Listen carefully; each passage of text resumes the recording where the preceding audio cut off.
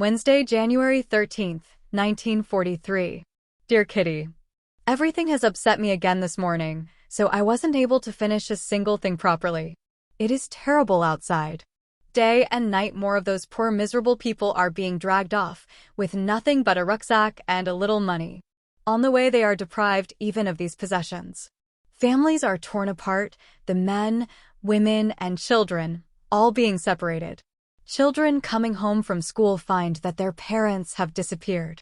Women return from shopping to find their homes shut up and their families gone. The Dutch people are anxious too. Their sons are being sent to Germany. Everyone is afraid.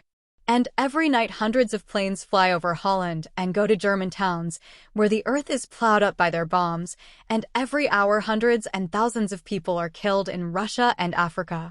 No one is able to keep out of it. The whole globe is waging war, and although it is going better for the Allies, the end is not yet in sight.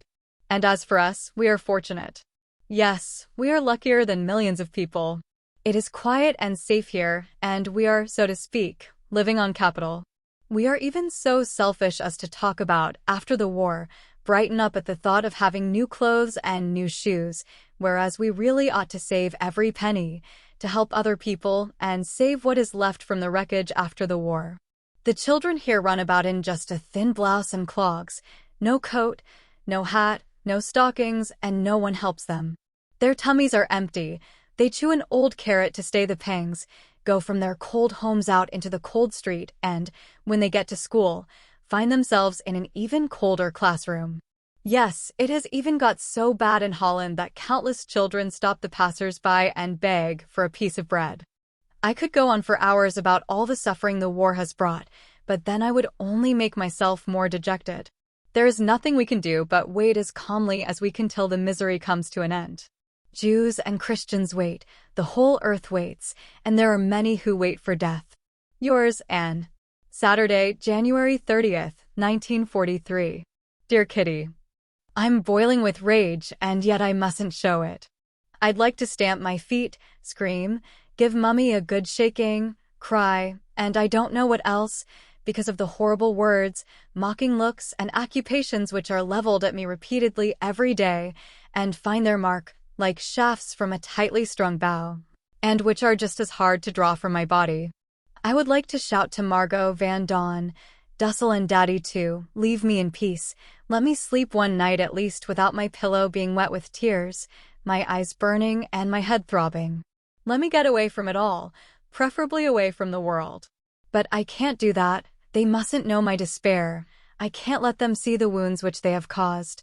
I couldn't bear their sympathy and their kind-hearted jokes, it would only make me want to scream all the more. If I talk, everyone thinks I'm showing off.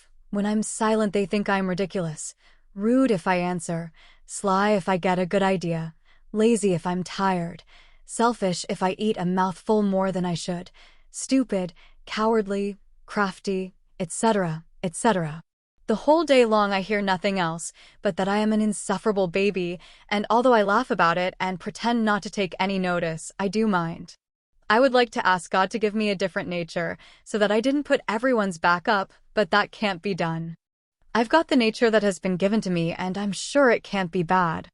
I do my very best to please everybody, far more than they'd ever guess. I try to laugh it all off, because I don't want to let them see my trouble. More than once, after a whole string of undeserved rebukes, I have flared up at Mummy. I don't care what you say anyhow. Leave me alone. I'm a hopeless case anyway. Naturally, I was then told I was rude and was virtually ignored for 2 days, and then, all at once, it was quite forgotten, and I was treated like everyone else again. It is impossible for me to be all sugar one day and spit venom the next. I'd rather choose the golden mean, which is not so golden, keep my thoughts to myself, and try for once to be just as disdainful to them as they are to me. Oh, if only I could. Yours, Anne.